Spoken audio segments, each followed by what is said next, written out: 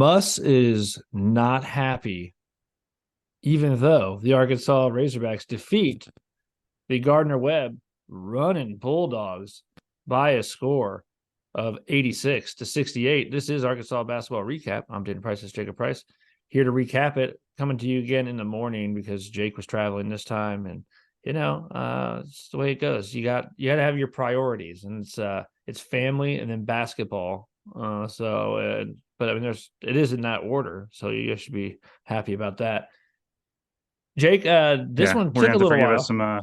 some. I'm in a hotel bathroom early in the next morning, so it's the background's gonna be in and out, and the microphones are doing weird things. I don't know what Dan's excuse is for your background. New baby. New baby, they took over my office, and I'm not like the other place that you've seen us record in is my office, which is not at my home. So I'll be there It's funny sometimes. because But normally it looks pretty much like this when I just put a sheet black thing up, but this is a fake background, so that's why it's like microphone's on, microphone's gone. It's kind of annoying, yeah, but we'll deal with it. yeah, Yeah, I finished the game at 12:30 last night, and Dan was asleep, so we have that's to do right. it this morning. It's his fault. Yeah, I tried to stay up. He told me it was going to be late. I was thinking it's going to be like 10:30. I didn't think it was going to be like 12:15 late. Che- Cheesecake Factory, dude. Uh-huh.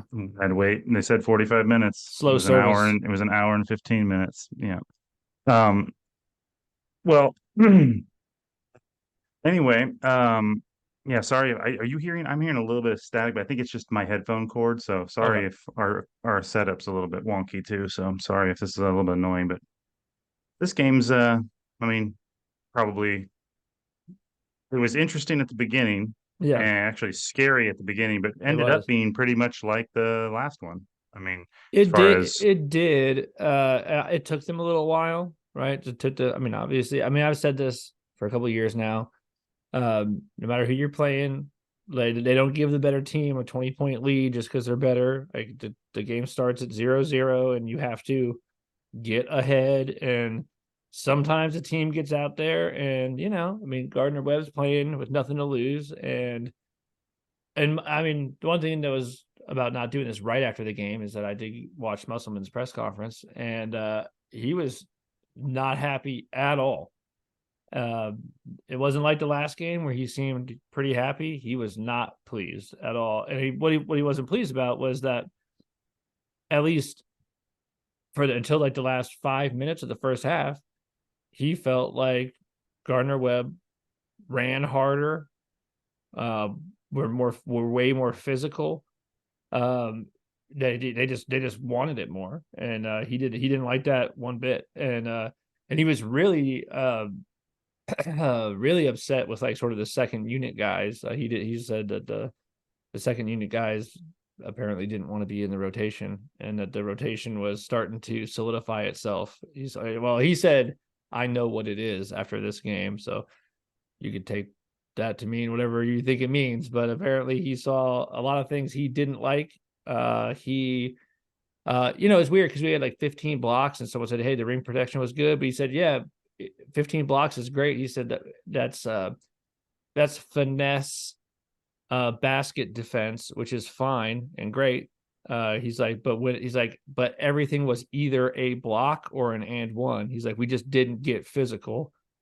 And I think that was true. It's like we either swatted it or we sent someone to the free throw line, or they got a layup or an and one. He's like, you can't have an interior defense where the options are I block this shot or you get a layup. And he's like, that won't work. And so he wasn't happy Yeah, about well, a lot that. of times, not all blocks are equal. I mean, a lot of times, blocks look sexy especially when they like come from behind and Mm-hmm. get swatted when the guy's not expecting it out of bounds. But a lot of times, that's also a desperation makeup defensive play because you got your doors blown off you. You know what I Yeah, mean? yeah, And if you're not paying exquisite attention to the game, you like the recovery, you like the hustle, but some maybe novice basketball fans will look at all blocks as great defense when yeah. in fact some of them are should have almost been fouls, or like you were in an you put yourself in a bad position to basically either foul the guy or get a block that looks good and gets everybody on their feet,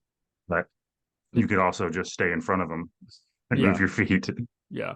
So the one guy that must sort of praised up and down said that he saved them when the game was close, and then they said, "All right, let's just stop messing around with this." Of course, was Battle again, and it was really the only guy that must. I mean, I think there was other guys that must have played well. He seemed like he was okay with the starters, but well, not all the starters, most of the starters, but I think that there's some truth to that. He basically said like Battle is been playing out of his mind. I mean, yeah, But yeah, I mean, he's. he's I mean, did you realize he's this? averaging like probably 18 points or something like that. Yeah, he had 21 points again. He's averaging 21 in real games. He had 21 and Yeah, I was gonna say, 21. I guess that doesn't include the Purdue games, not Yeah. on the stat sheet. So, Coming off the bench, he had 13 points at halftime. But here's what's insane. He had 13 points and had taken 4 shots. hmm. And Musk pointed that out and said that's absolutely absurd efficiency. Like what that means is that he was getting to the free throw line. He would like he's made all the shots he took, right? Like you got to Hmm. make them all if you're gonna. So it's not just that he's scoring a lot, but he's not missing a lot. I mean, I don't know what I should have looked this up, but through 2 games, I don't know what his field goal percentage is, but it's high. Hmm. Yeah, like whereas Note, you had to accept that Note had a bad shooting percentage, but you knew he was going to put up volumes. Mm-hmm. He was doing Kobe Bryant numbers. He was Yeah, like, yeah, he's going to end up with 30 points, but he's going to shoot it 47 times. So, um, yeah, I mean, I don't know. I mean, without watching the press conference or whatever, the way I saw the game was, well, I'd gone back after you mentioned watching that, or that Michigan State had lost, and I went and mm-hmm. watched that game. So I was like, how did they lose? Are they just not as good? And it was actually almost identical to the way that we started, where it looked like you knew you were going to win. You're Mm-hmm. like, these guys are coming in here not to beat us, but to not get embarrassed. But eventually, they will lay down and they will lose. And the other guys did not come in with that attitude at all. You know what I mean? They came in from the jump to punch them in the mouth, and it went just like that. They jumped out on Michigan. They had better energy. They had better scoring. They definitely didn't have as talented a players, but they did have just enough big bodies and a really good point guard. And this team wasn't as good as what was that Mason, George Yeah, Mason that yeah, beat them. This team that we played, they weren't as good as that team. That team, they're going to win some games. They got their point guard is nice, and they've got some, like I said, some good bodies on that team. But this team, they're not bad either. Like they came to play, but part of that was we like you could tell we didn't come out, we were overlooking them. You know what I mean? yeah, At least yeah. in the first little bit. But I was glad to see that like we didn't let that like get away from us. And those guys, I felt like after about 10 minutes, woke up and started playing the way they're capable of, even defensively. They started Mm-hmm. like ripping the ball out of their hands and, getting some steals and some turnovers. And after Muss that, is absolutely hating the way that these games look the last 8 9 minutes when we're ahead. He's driving him nuts. well, yeah, no, the end got ugly. And that, well, I know what he's saying about some of the younger guys. Some guys that I don't know, why are you trying to dribble from 18 feet out continuously? Like, just Mm-hmm. get, as somebody who cannot dribble and has no excuse, but like, I don't try, like, I look for a guard to help me score. You know what I Yeah, mean? Like, I'm yeah. trying to set a screen and roll and have somebody hit me. I don't know why these shoot. I mean, I guess it's just the way that it's the Kevin Duranting of the entire basketball universe, which is everybody wants to shoot threes and everybody wants to have good sick handles and dribble, and a lot of them can. I mean, look at Antetokounmpo and Yeah. these guys, but I thought Ellis, he woke up and started to play better, and Mark played good. Mark played well. Obviously, Battle played crazy. His shooting is, I mean, because like you said, I don't know.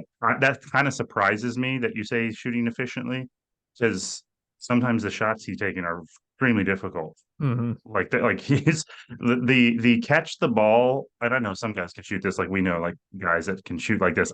For me, it's I always look at it and go, I'm not a guy that can catch a ball running full speed to the corner and then jump out of bounds almost behind the backboard and shoot and not like kind of make it, but like No gut it rim. and know that it's going in. Like, and that's a good shot for him. that, I mean, it's a tough three for a lot of guys. You know what I Yeah, mean? And so, and he, but his shots always look good, but they do look difficult. You know what I mean? And yeah. honestly, I think that's the main thing that I saw coming out of there is we've got guys that can make tough shots. Because even like I said, Ellis was making tough shots. Mhm. Mark made Mark some. I was mean, like, he making really was tough shots. wasn't 3-point shots, but I mean, he can No, make a tough mid range shot, dude. well, and you don't I don't love whenever you win a game making really tough shots because you got to get easy shots to win. You know, you got to get some ball movement running around, and then they lose the guy, and one of your guys gets a layup on the backside. You've got to be able to get some of those because there's going to be games where you don't make some of those tough shots, and you've got Right. to get easy ones. But they did do both. You know what I Yeah. mean? Like it's better if you can do both, and it. We didn't get good easy shots and run our offense efficiently for the first 10 minutes, and it showed. But after that, they started to get a few layups. They started to get a few dunks. They started to get some pressure and get some turnovers. And then they're also making tough jump shots. And like I said, again, it's still early, but I don't know what more you could ask for. I mean, you're Yeah. making mid range, you're making 3-pointers, He you're want getting he, dunks. he wants it perfect, dude. He just must wants it perfect. He can't. He didn't Well, like it. I know That's what why he's. he's upset the Yeah. first 10 minutes. He's upset with the first 10 minutes and the Well, last 5 minutes. he's upset because he knows that if you do that against some teams, that you lost the game because you did that. Yeah, I mean, any team that's much better, you can't come out sleeping like that. I mean, I still think that Alcorn State and this team was like, I think they're going to be good. Sorry about that. They're Yeah. going to be good in their, Yep. uh, respective conferences and stuff because I think those teams were decent. But you could tell, I mean, as if you're looking at it from a coaching perspective, those guys were not playing with the same energy that they came out playing Purdue. Yep. You know what I mean? They had energy against Purdue.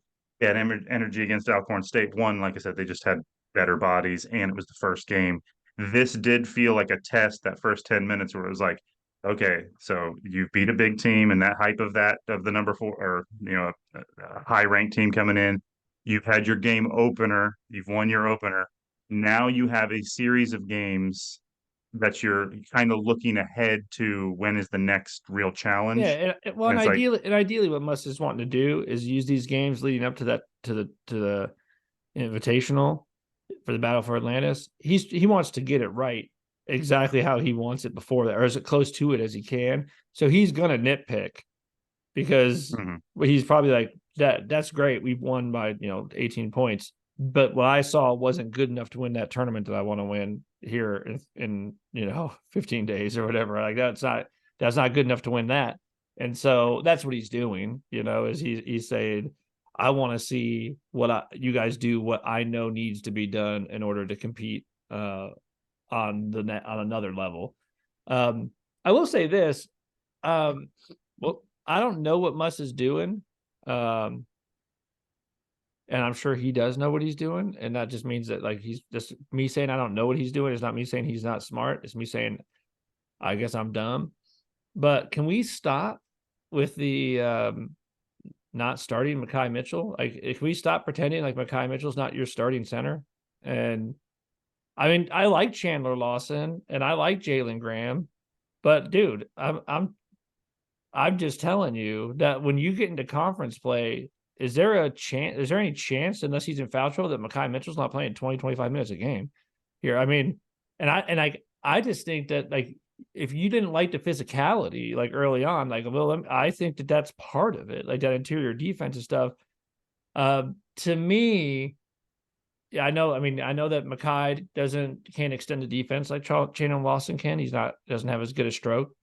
I know he doesn't have a 7'7" wingspan or what the heck ever. I He's know he not as doesn't. versatile. It is. He's not somebody you're going to give the ball to very many times and ask him to, you know, take somebody. Like I mean, if he gets boxed out, I mean, if he boxes out a guy that's like, or posts up on a guy that's Mhm. maybe he has an advantage of, sometimes they dump it down to him and he's not bad down there. But like with Graham, they're looking to get him the offensive ball, get the footwork going down in the paint. But yeah, no, I agree with you. I mean, if you're I think doing the team's better when he's on the floor, especially when you. I get it. Last year there were times where you're like, we just need some offense. So you're trying to roll Graham out there or trying to, you're trying to get buckets. But if you're surrounding him with Battle, Ellis, Brazil, maybe Battle, Battle's the first guy on off the bench. Like you don't need him to do any like that much offensively, dude. Like, but you want him to be out down there getting physical. You want him to be a presence.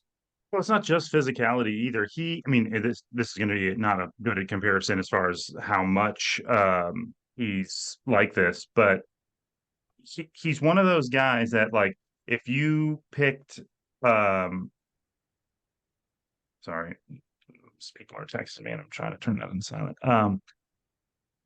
If you're picking up, you know, pickup ball, like I'm telling you, if that he's one of those guys that you're going to notice whatever team he's on always seems to win, and it's not a coincidence. You know what I'm talking about? Where it's Yeah. like it's not that he puts up flashy numbers, but he is makes a more cohesive team. He's smarter. He's got a higher basketball IQ. He knows where the ball needs to go. You can tell that when he's doing something, he understands what is happening on the floor and what you're trying to get. And Yeah. even if it doesn't work, and when it doesn't work, his hard drive processes it faster where it's like set the screen, roll, it's not there. Where do I need to go? Where's the next advantageous spot for the ball to be? Where's that put me? He's just always in the right spot doing the right thing, or at least more often, whereas someone like Jalen Graham is much more efficient on offense, but he doesn't space as well.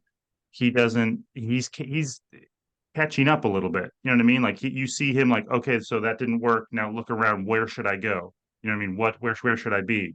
Whereas it's more. I mean, and it makes sense. He's older. I mean, he's probably played more. I'm not insulting Jalen Graham, am I? Is he? Ty Mitchell's got more experience than he I does, don't know. right? I think you just said Jalen Graham's way better on offense, so it's okay. Yeah, but yeah, no, I think Mitchell is the guy that you're going to want out there in when the game's on the line if he doesn't have a lot of fouls, just Yeah. because um, And I think he's the at least guy. I think he's the guy you want to start with. yeah, And now Musk did say when they asked about some of this, he did say like, look, you guys, if I didn't play the bench, you'd ask me if I'm not going to put why I'm not playing the bench. If I play these guys, you ask why I'm not playing these guys. He's like, these games, I'm trying to look at everybody, and he's like, and so I think that so I kind of read into that because it's like, hey man, it seems like Makai's he should have more minutes, and I read into it this. I know what I have with Makai. I'm trying to figure out what I have with these other guys. Like Makai is not a mystery to me in any way. So I'm guessing that's what it is, and that makes sense to me. Like if he's like, "Hey, I'm trying to roll these definitely guys think. out and figure it out," but I already know what I got here. I mean, that definitely looks like what he's doing at the end of those games with Fall and Harris. I mean, it looks like he's trying to I figure think out he's like, even doing it with Lawson. I think Musk wants Lawson to work, but I don't know if it works as well as Makai. mhm. I mean, like I said, I'm sure there'll be a scenario where there's a guy that well, there's a matchup that is just better for Lawson in some way. Mm-hmm. But like I said, I still think Kai is the guy he's just a better cohesive teammate, makes everything flow a little bit better. You know, Yeah, I was going to compare him to what's his name? Oh, I can't remember who I was thinking of in the NBA. But there's guys like that, the guys that are just low key. I mean, Draymond Green's a little bit like that, where it's like he doesn't have to score a lot of points, yeah. but when you take him off the floor, like I mean, I'll bet Makai Mitchell has a good up and down on the point differential when he's in there. Oh, You someone know what I brought that mean? up. He was like plus 25 when he was on the floor or something like that. Yeah, I mean, and like I said, it's sometimes I mean, it's like Ryan or whoever, some of these guys we played, it's like it's inexplicable, but but just a myriad of things that come together that make him a good teammate, you know. Yeah. Let's talk about this real quick. Do you want to let Joseph Pinion backdoor cut you and then do a chin up on the head? I And don't I I don't mean, I don't know if Muss was happy with him by the end of the game. But I kind of felt bad for Joseph because first of all, he got rolled out there, not like just at the end of the game. Like he was in, mhm. he was trying like Muss was giving him an opportunity.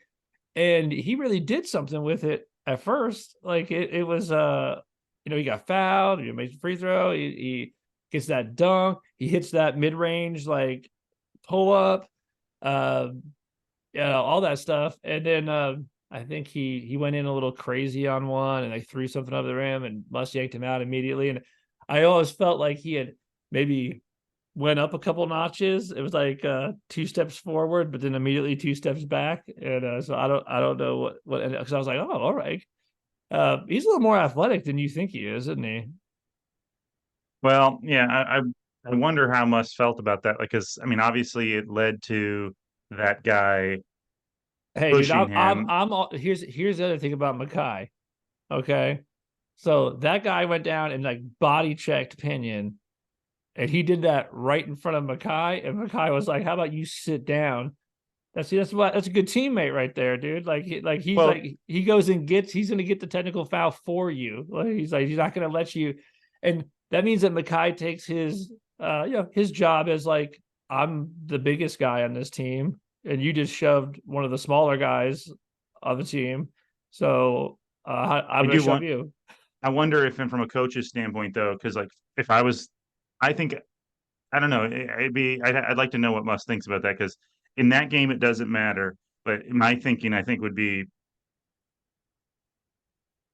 if that's a close game that matters, you probably don't want to do a chin up on the rim because one, they might call a technical on you. Yeah, Like you're risking a taunting call or something, you know what I mean? yeah, And while it's not necessarily like, I mean, not his skirt was too short, but like then that did provoke that guy to bump you, which then the righteous thing to do for Makai Mitchell is to get your teammates back and shove him to the ground.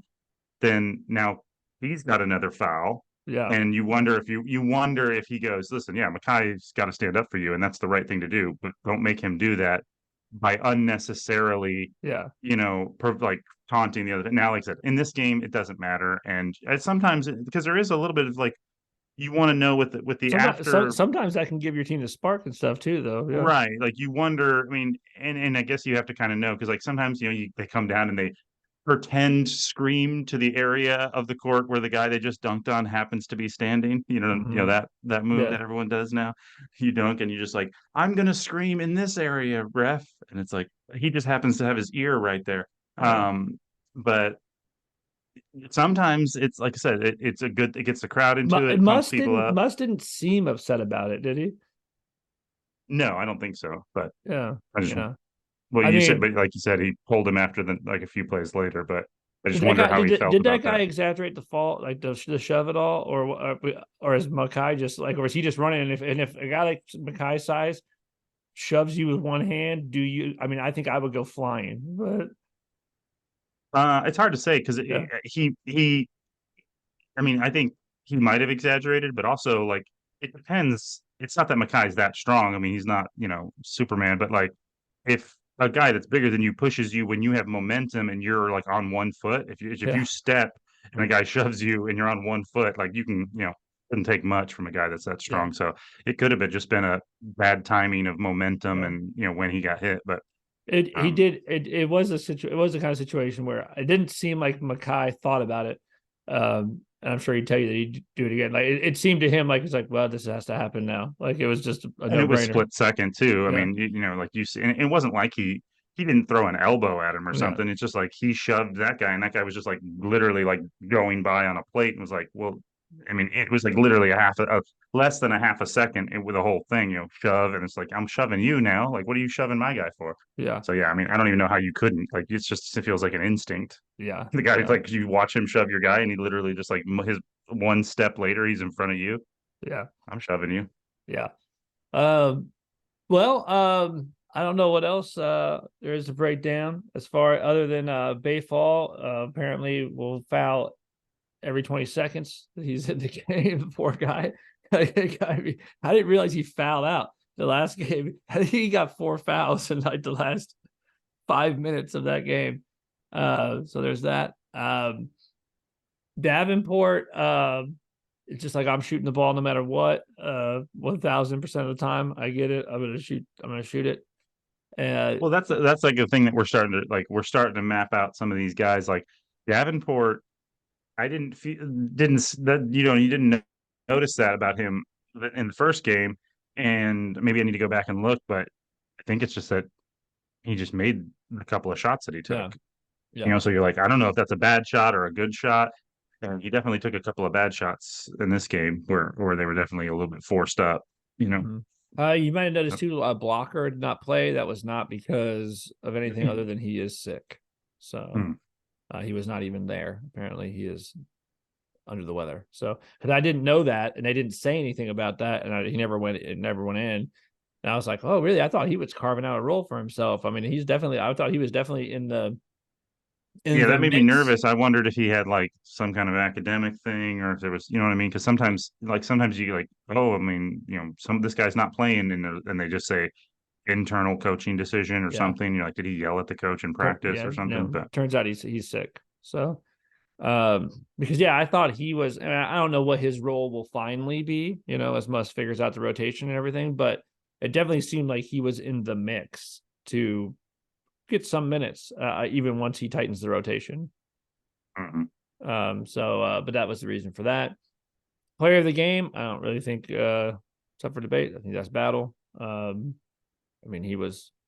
I mean, a lot of guys played good. I thought, like I said, Mark, I thought played well.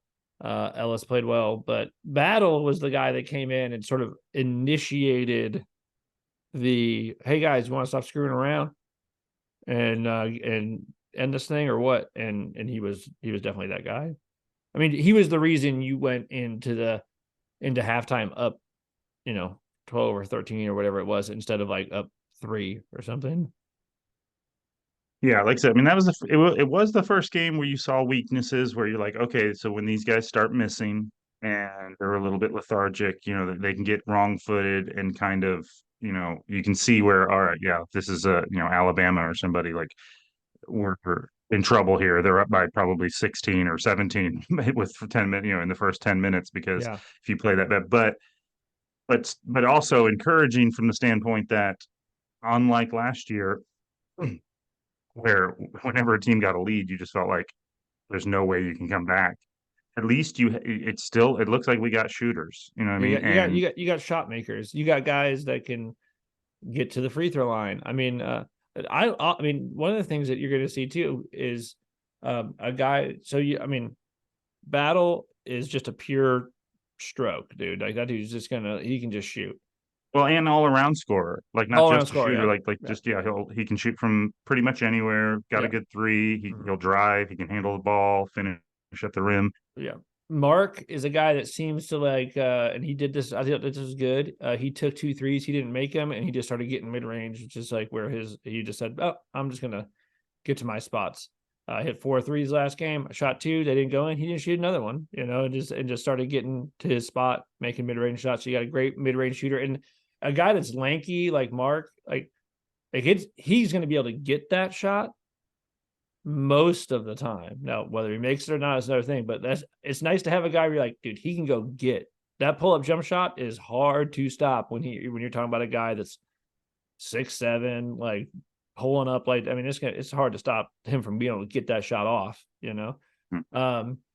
Then you have a guy with like Ellis, dude, and Ellis going to the rim is tough. Dude, he had one sick spin move.